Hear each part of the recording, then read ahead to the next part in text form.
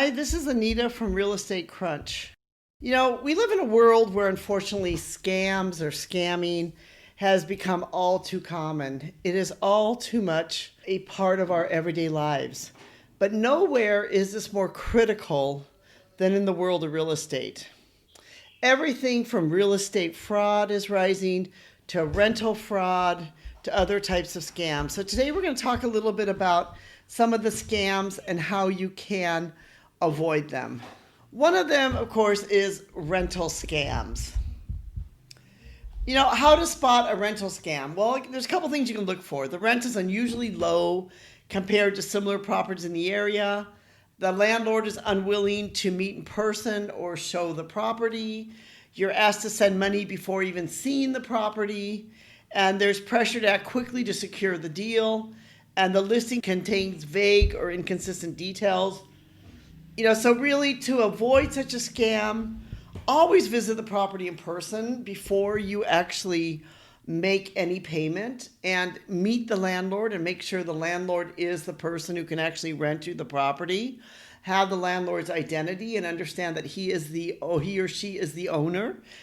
Use reputable rental platforms that verify listings, and also be cautious of landlords' request payments via a wire transfer, saying you better act quickly now or this is going to go, or if they want cryptocurrency, something like that. And you can also check public records if you're not sure and confirm that the landlord is who they say they are. Another thing is wire fraud in real estate transaction actually involves where cyber criminals, they are tracking into email communications, and then suddenly they'll change a bank account or something else like that. We've actually had this happen to us a couple times. I've had this happen to me personally. Not that I paid into it, we've caught it. And we've really told in my own business that we've told our customers that if you ever get a notice of a change in a bank account or a bank account and, suddenly someone's asking you to pay in Poland, which I've had happen to me, please notify us immediately. And they do. And then we call and we talk on the phone, and then we've been able to stop it. But you need to be very vigilant with this. This does happen. You receive an email or a text message being told to pay into this and this account. It appears to be slightly different than maybe what you got before. Really, really check the email address. In fact, it could be almost the same email address with a slightly misspelled word that's happened too. There could be some urgency in the message, do this right now, and it can contain typos or other type of errors. This is why, again, it's important that you sort of meet the people in person. You have them confirm this is the account you need to pay into. This is that you really know that this is the proper account. That you deal directly with your real estate agent. You make sure that they know that it is, or an escrow officer. And get on the phone and call them and make sure this is correct. Do not rely solely on email instruction for financial transactions, because this can happen. It's happened, like I said before, to me. Use multi-factor authentication for email accounts involved in real estate transactions. And be skeptical of last-minute changes to wiring instructions. If before you were supposed to pay to a bank in California and suddenly now they're saying pay to this bank in New York, be very careful of that. Call somebody, find out, why are you making this change? The other one is title fraud. And, the title fraud occurs when a scammer forges documents to claim property ownership, then takes out loans against it or attempts to sell it. How to spot title fraud is you stop receiving property tax bills or mortgage statements. You receive unexpected foreclosure notices, for maybe your own property. And there are unauthorized changes in property ownership records. Ways that you can avoid title fraud is you can regularly check your property records for unauthorized changes. Purchase title insurance to protect against these type of fraudulent claims. Use strong passwords and security measures to protect personal information. And consider, setting up property alerts with your local or registry office. If you're able to do that, set it up. If there's any changes being made, that they automatically alert you, just like the bank will. There's also foreclosure relief scams, where homeowners that are facing foreclosure are often targeted by scammers who promise to help them save their homes in exchange for upfront fees. These scammers, either disappear with the money or they use deceptive tactics to take ownership of the property. So you need to be really careful of this if you're looking at foreclosure. Do not pay anybody any type of money. This could be like a company might say to you, we guarantee we're going to stop the foreclosure regardless of whatever the circumstances are. You're asked to sign over the deed to your property to them. The company charges high upfront fees before providing any service, and you're pressured to sign documents quickly without any type of review, without talking to a lawyer, anything like that. How you can avoid this is quite simple. You need to work directly with your mortgage lender or HUD approved housing counselor. Avoid companies that require any type of upfront fee or payment foreclosure assistance. Never sign over your property deed without consulting a proper attorney. And be wary of offers that sound too good to be true, because usually if they sound too good to be true, they are too good to be true. There's also home improvement scams. And, I recently heard of a friend of mine who had this where he was fixing his driveway and got so distressed when he saw the bill was double or triple of what he had that he literally died of a heart attack right there. He was so angry. Make sure that the people that you're hiring to do work for you are actually not scammers, that they're approved people, that they're honest, that they're people that won't try to scam you for something. Some of the things to spot could be like, maybe the contractor demands full payment up front. The business lacks proper licensing or insurance. They refuse to provide a written contract, or the price is significantly lower than the competitors, so you think you're getting a deal, and often has this limited time offer.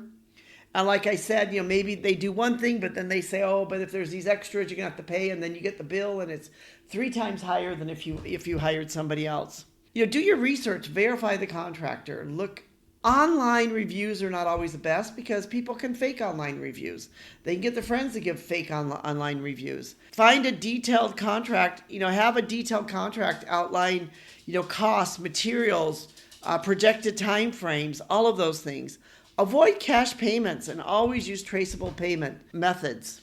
And, so you can do all of those type of things and tell them that you disagree with it, then go from there and get a lawyer or someone to help you with it. Sometimes if you just really tell them, hey, I disagree with these unplanned repairs, that it significantly increased my cost, and I will take this matter to an attorney. A lot of times they may just disappear and say, look, I don't want to mess with this. And that will be the end of it. Another thing could be fake real estate agents or fake listings.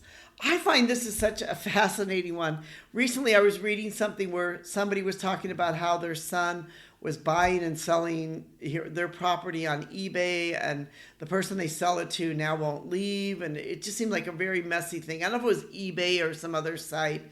A site like eBay doesn't allow you to buy and sell property. You can actually use eBay to find people that may be interested in your property, but you can't do the real estate deal over it. You need to basically do this, deal in person. They do not allow this.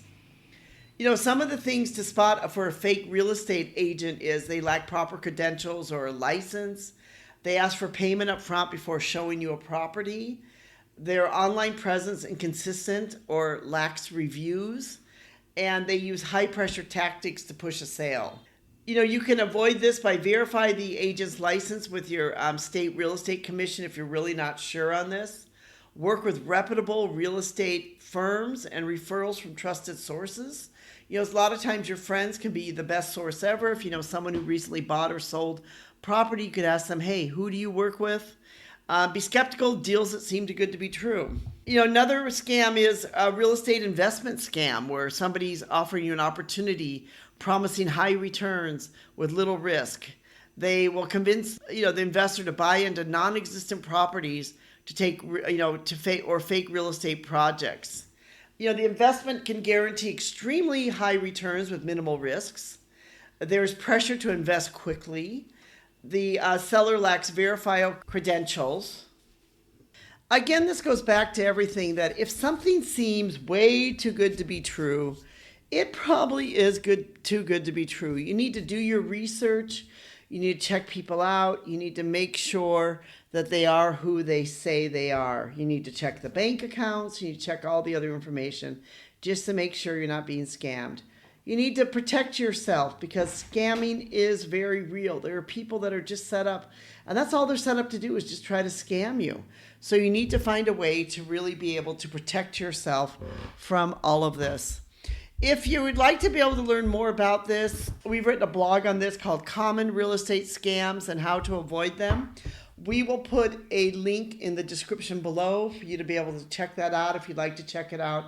If you have had somebody scam you, you've lost money, I am really sorry about that, but it's something real which is really happening today. So you need to understand all of these things. I cannot emphasize enough to check everything. Check bank accounts, check your real estate agent, check everything that you're doing. Specifically, as you want to make sure that whatever money you're giving them is being protected and that you are buying exactly what you think you are. This is Anita from Real Estate Crunch. Thank you so much for being part of our community.